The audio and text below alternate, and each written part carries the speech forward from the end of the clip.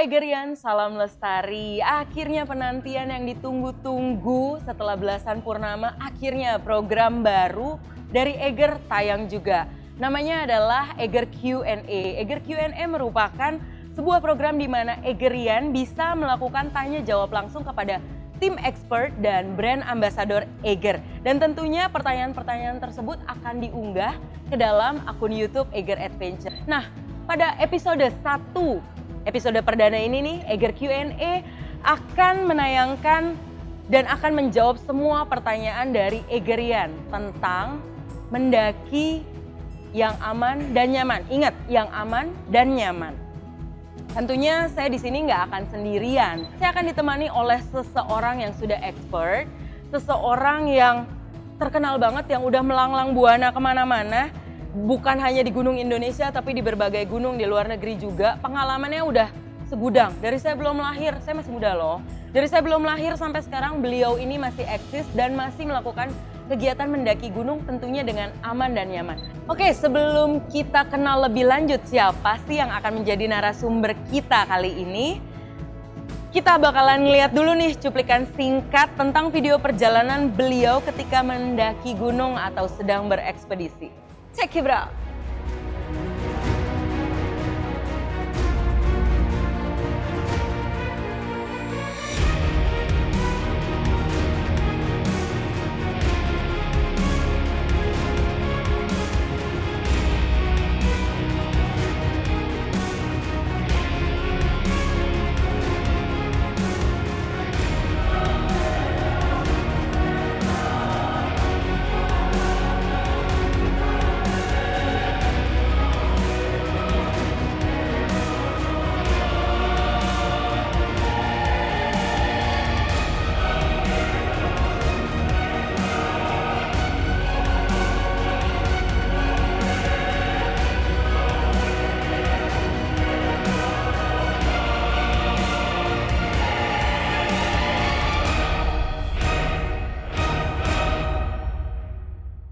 Langsung aja kita panggilin Kang Bongkeng atau Wak Bongkeng atau Abah Bongkeng. Boleh yang mana-mana wae. Apa kabar? Baik. Selamat sore. Ya. Silakan. Atuh duduk. Siap. Nah, Terima kasih. Ya, kali ini saya nggak sendirian. Udah lihat dong sosok yang paling fenomenal di sebelah saya. Beliau akan membantu saya menjawab semua pertanyaan dari Egerian. Nah, Kang Bongkeng, kemarin waktu di sosial media Eger, kita udah dapet banyak banget pertanyaan. Itu pertanyaannya ratusan. Banyak banget sampai udah bingung nih sortirnya. Ternyata teman-teman Egerian ini antusias untuk bertanya dan mereka juga butuh ilmu dan butuh edukasi. Makanya nih kita udah siapin nih beberapa pertanyaan yang bakalan dijawab sama Kang Bongkeng.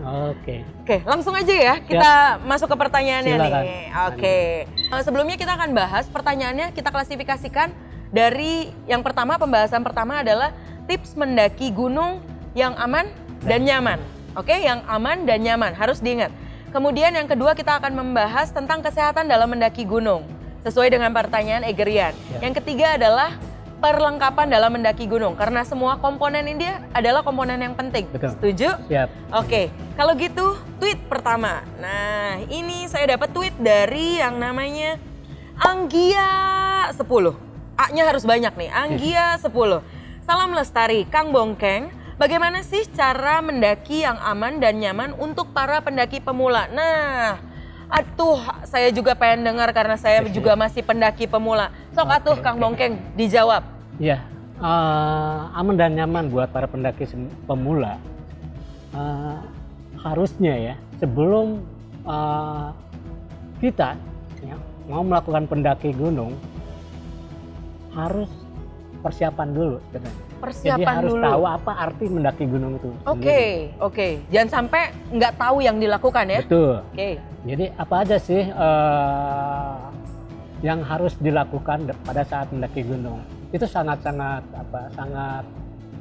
banyak sebetulnya yang harus kita ketahui dulu. Komponennya banyak lagi, oke. Artinya yang kita harus punyai adalah wawasan pengetahuan tentang teknik hidup dalam terbuka. Wawasan pengetahuan tentang teknik hidup di dalam alam terbuka. Oke. Khususnya dalam mendaki gunung ya, karena kegiatan di alam terbuka kan banyak banget. Banyak, misalnya arung jeram dan sebagainya. Itu juga kan memerlukan teknik-teknik khusus.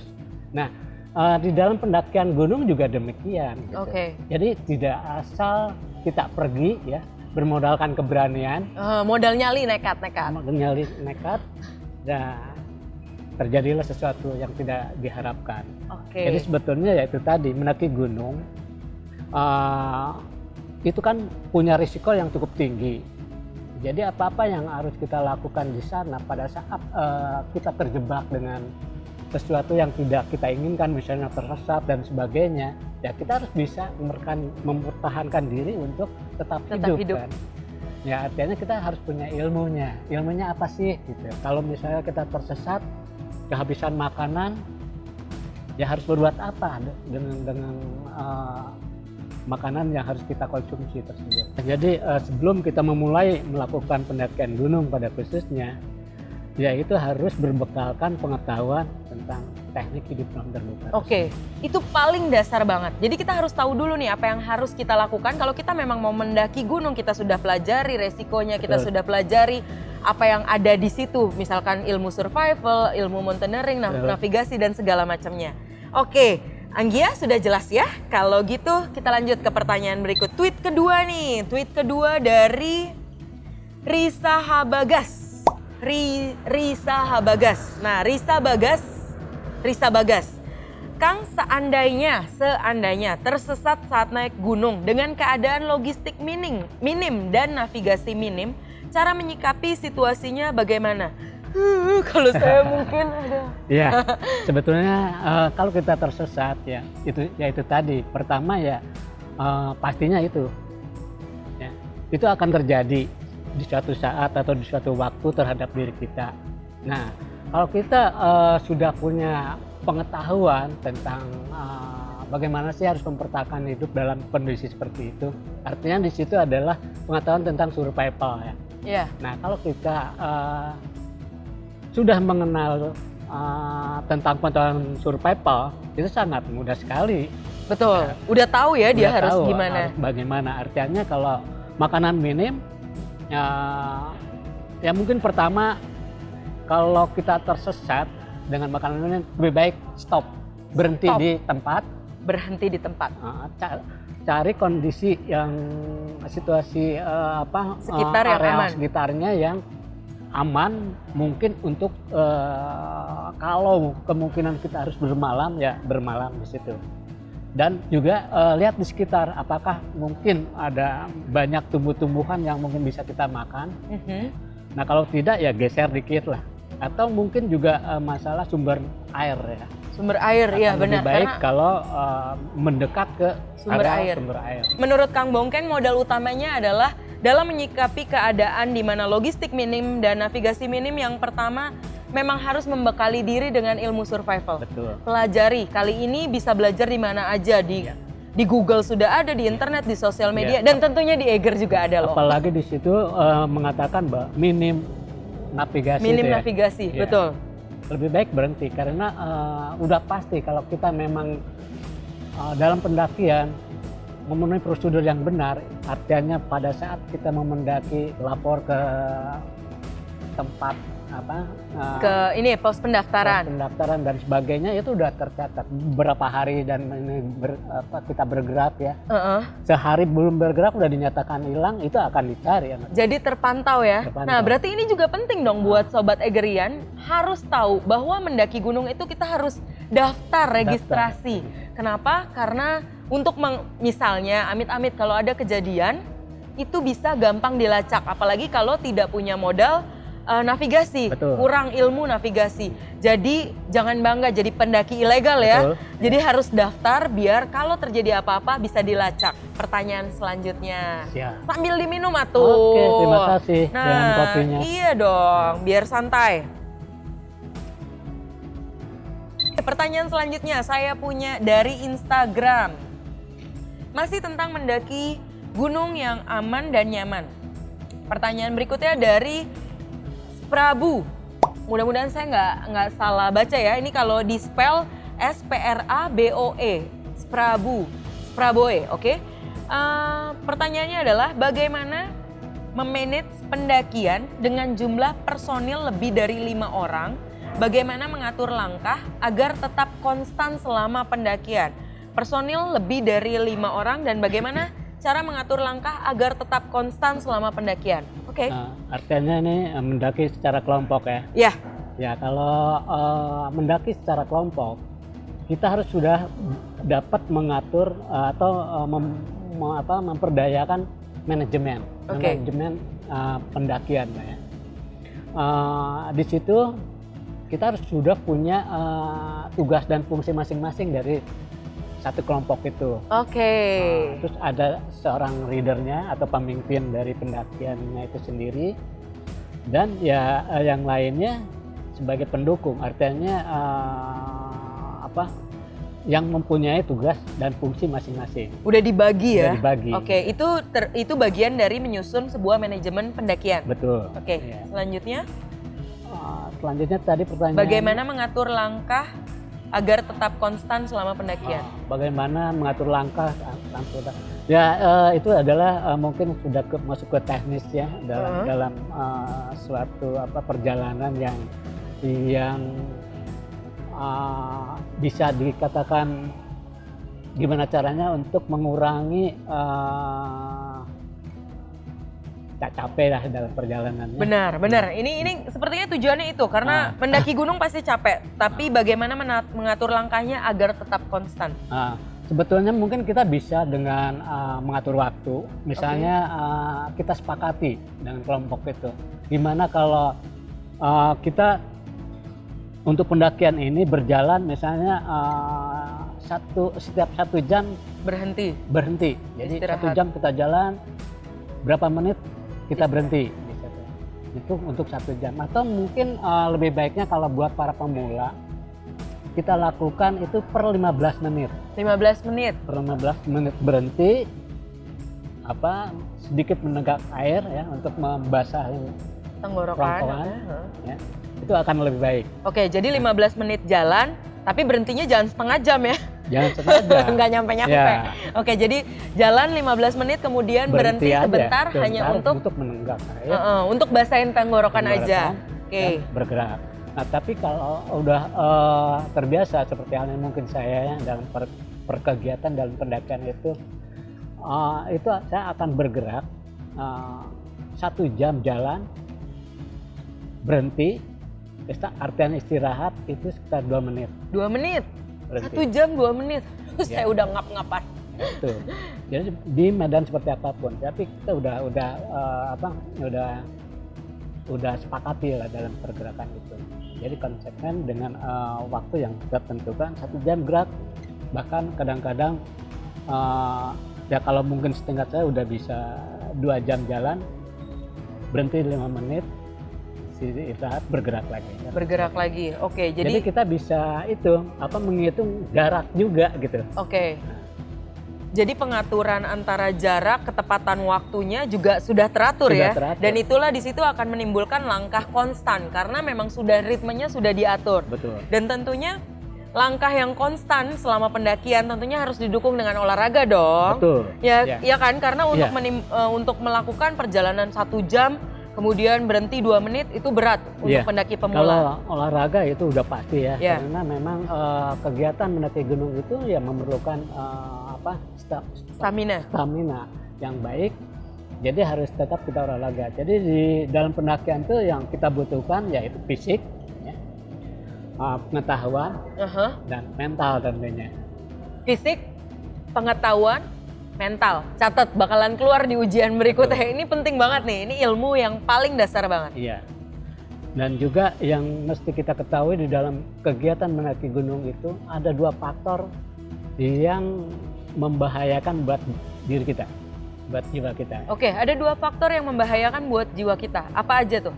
Itu adalah objek, istilah kerennya objective danger, Objective dan danger subjek. dan subjek. Subjective danger ya. Oke. Objective danger bahaya yang mengancam itu akan datang dari alam itu sendiri, dan surviving danger bahaya yang mengancam dari diri kita. Dari diri kita sendiri. Oke, sudah cukup jelas ya. Ini S Prabu. Oke, lanjut lagi nih ke pertanyaan berikutnya. Ada lagi dari Instagramnya @delianru. Ini pertanyaannya bagus banget nih. Ini saya percaya banget bahwa Sobat Egerian juga pasti pernah mengalami hal yang sama. Oke, pertanyaannya adalah nih, di gunung biasanya cuaca cepat berubah dan kita dituntut untuk cepat mengambil keputusan untuk melanjutkan perjalanan atau kembali turun demi keselamatan. Sedangkan bagi pendaki yang jauh di luar provinsi, biasanya sayang kalau pulang tanpa mencapai puncak. Betul. Dan akhirnya tetap melanjutkan perjalanan sambil berdoa agar cuaca buruk segera berakhir. Ini bener banget nih. Oh. Dalam situasi tersebut, bagaimana cara menyikapi dan keputusan bijaknya seperti apa? Dan bagaimana cara menyikapi partner yang beda pendapat? Putusin kalau partnernya beda pendapat. Oh enggak, bercanda ya. Ini sering banget terjadi karena saya juga pernah mengalami. Ini bakalan jadi pertanyaan yang keren banget. Oke, boleh dijawab Kang, silakan. Yang pertama apa tadi? Bagaimana cara menyikapi cuaca buruk nih, cara mengambil keputusannya dan yang bijaknya tuh seperti apa? Karena mereka udah datang kan jauh-jauh, terus ngambil cuti, waktunya terbatas, tiba-tiba nggak bisa muncak, menurut mereka sayang.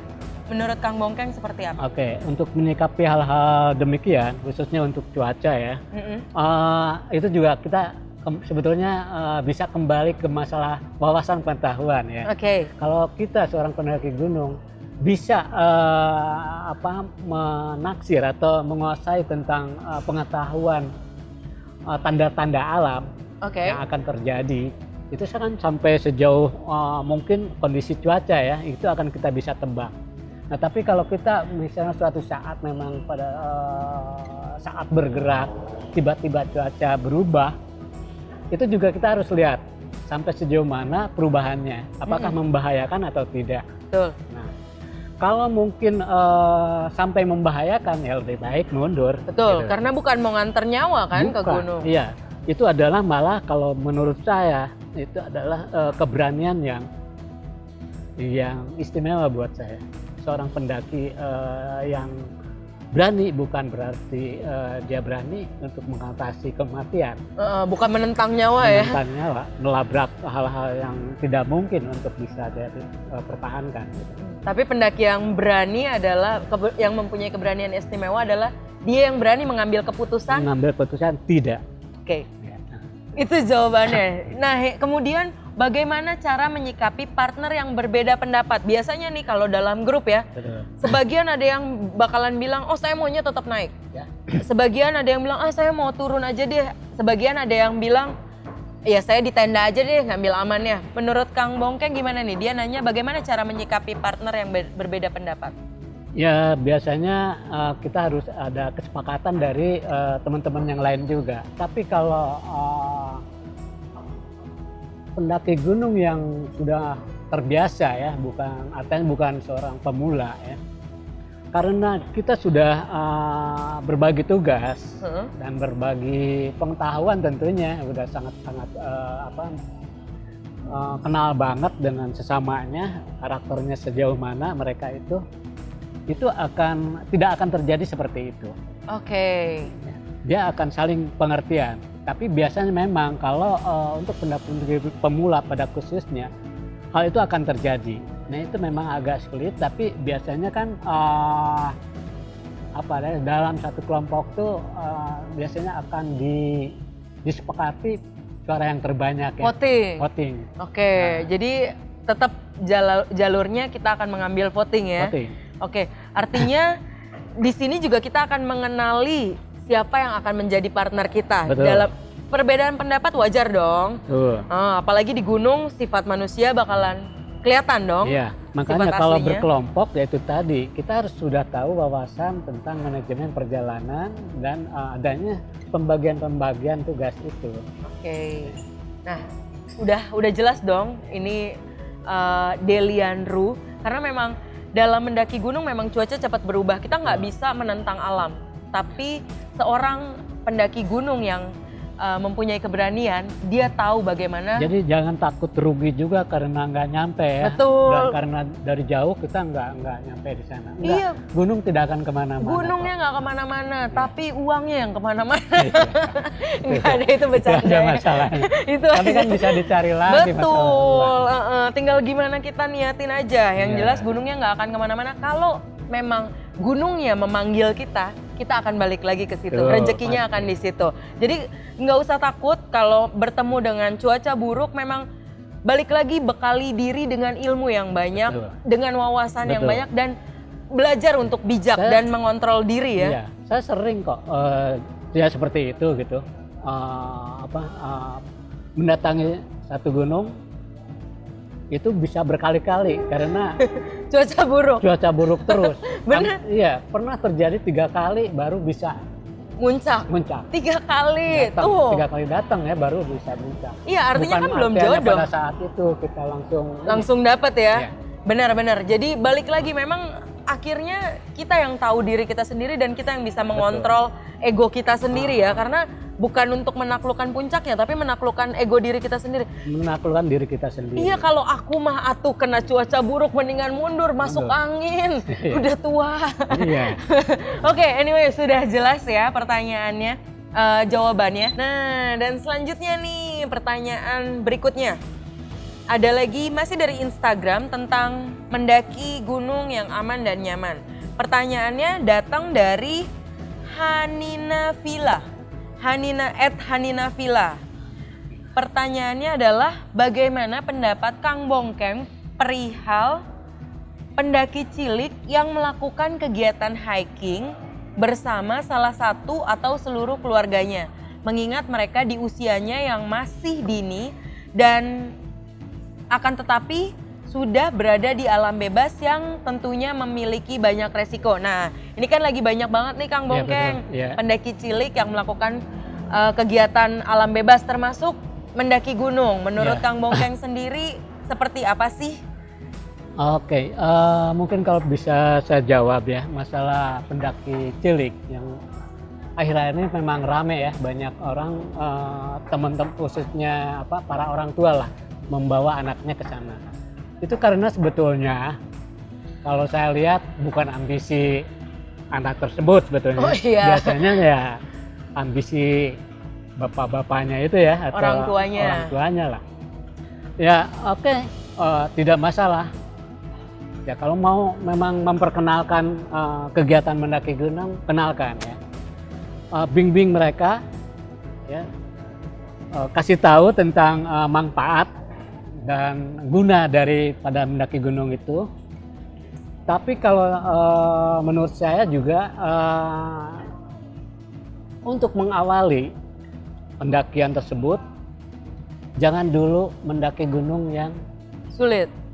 tinggi-tinggi. Yang tinggi-tinggi, oke. Nah, akan lebih baik dibawa gunung yang rendah dulu sambil memperkenalkan dan sebagainya, dan untuk ya seolah-olah aklimatisasi buat anak kecil tersebut, karena sehebat-hebatnya anak kecil ya, kondisi tubuhnya belum bisa kita Prediksi. pertanggungjawabkan untuk masalah kekuatannya gitu ya.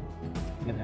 Oke, tapi kan kalau masih baby nih, kalau masih kayak usia 1 atau 2 tahun, tentunya kan mereka juga belum mengerti kan? Ya, yang itu yang jadi masalah buat saya gitu ya, buat para orang tuanya tentunya gitu. Kenapa sih harus memaksakan diri untuk membawa anak kecil yang belum mengerti tentang itu?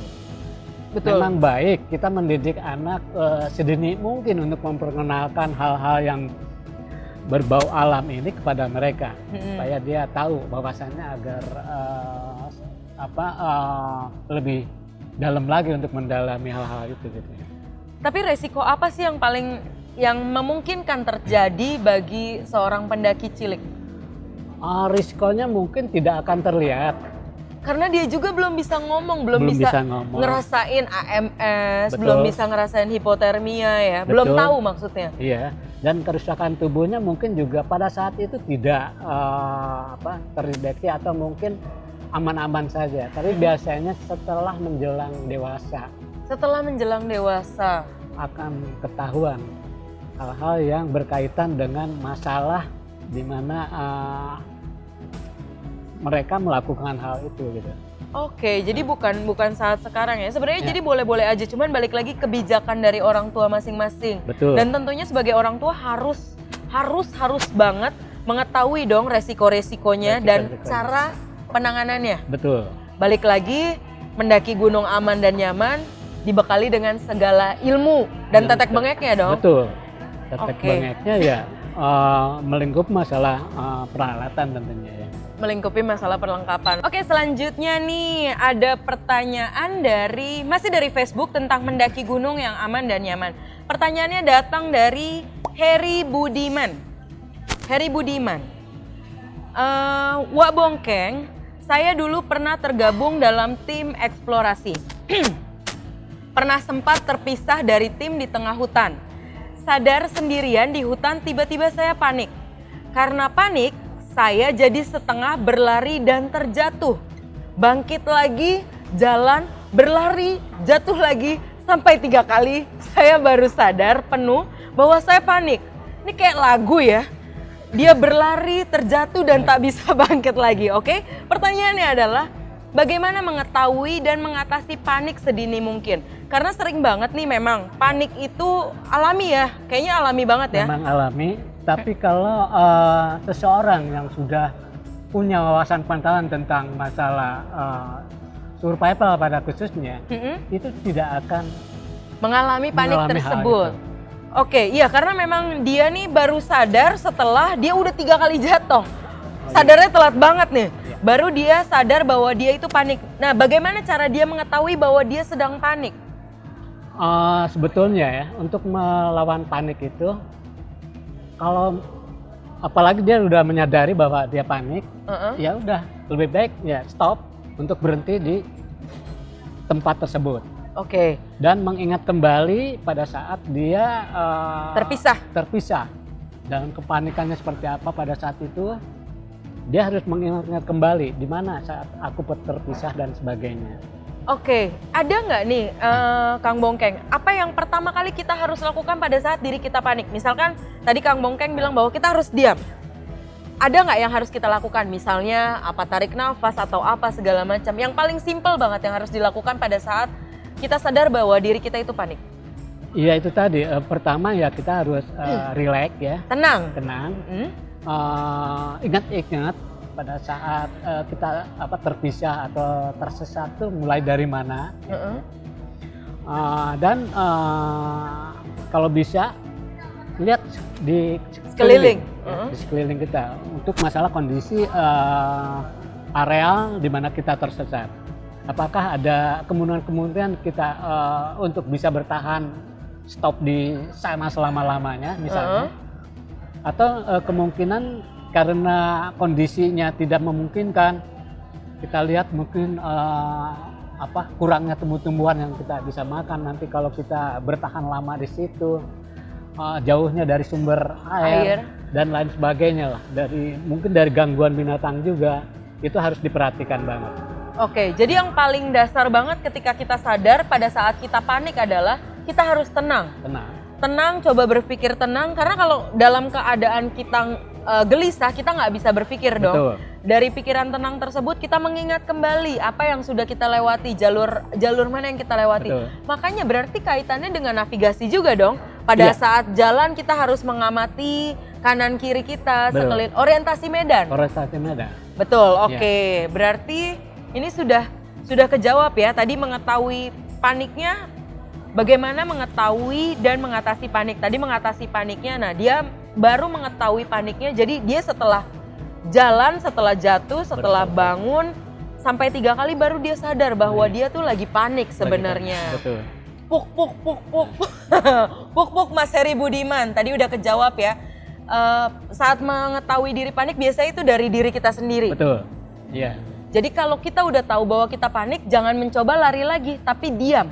Tapi diam di tempat. Ya. Diam di tempat. Balik lagi, kalau mau tahu tentunya harus belajar tentang teknik survival. Betul. Bekal pendakian yang aman dan nyaman. Jadi tadi teman-teman udah jelas dong bahwa pendakian yang aman dan nyaman itu ditunjang dari berbagai komponen. Dan tentunya kalau kita sudah melakukan persiapan itu, kita bisa melakukan pendakian yang aman dan Betul. nyaman. Balik lagi ke diri kita mau milih jalan yang aman dan nyaman atau kita mau pilih jalan yang sabodo teuing, Betul. kumaha engke wae, Iya. yang penting nanti mah nanti gitu. Yang sekarang mah sekarang. Ya. Balik lagi ke pribadi masing-masing. Iya, mungkin itu kira-kira untuk Oke. mendaki aman dan nyamannya. Ya aman dan nyaman itu sangat luas sebetulnya artiannya ya. Ya aman dalam berkegiatan itu artinya kita harus ditunjang dengan wawasan pengetahuan itu ya, supaya kita lancar dalam melakukan pendakian. Nyaman juga mungkin berkaitan dengan hal-hal yang dengan perlengkapan. Ya dimana kita gimana caranya untuk nyaman seperti halnya kita tidur di rumah dan lain sebagainya lah. Iya, tapi harus melihat keamanannya. Keamanannya. Jadi kenapa disebutnya aman dulu baru nyaman? Nyaman. Karena memang yang kita utamakan aman dulu. Aman Karena dulu. contoh kecil, banyak orang merasa tidak nyaman memakai helm. Betul. Ya. Apakah itu aman? Tidak. Belum tentu ya. Ya, jadi orang lebih memilih nyaman dulu. Nyaman. Padahal yang sebenarnya dalam melakukan mendaki gunung adalah aman dulu, Aman dulu. baru nyaman. Jadi pentingnya aman dulu karena aman berkaitan dengan nyawa. Ya, betul. Oke. Ini menarik banget sebenarnya kalau kita mau bahas tentang pendakian yang aman dan nyaman itu banyak banget yang bisa digali. Balik lagi ke diri kita, apakah kita memilih untuk menjadi pendaki yang hanya mementingkan kenyamanan atau kita mementingkan keamanan? Jawabannya ada di masing-masing dari Sobat Egeria nih. Jadi tinggal pilih, kita mau jadi pendaki yang cerdas memilih keamanan atau Betul. kita mau bermain aman aja, bermain nyaman aja. Ingat, yang nyaman tuh belum tentu aman loh. Oke, kita bakalan bahas segmen berikutnya. Jadi masih ada beberapa pertanyaan lagi kita akan bahas ke segmen perlengkapan nih. Karena teman-teman juga tertarik mau bertanya tentang perlengkapan apa aja sih yang sesuai dengan mendaki gunung yang aman dan nyaman lagi. Siap. Oke, bakalan lanjut ke segmen berikutnya. Stay tune.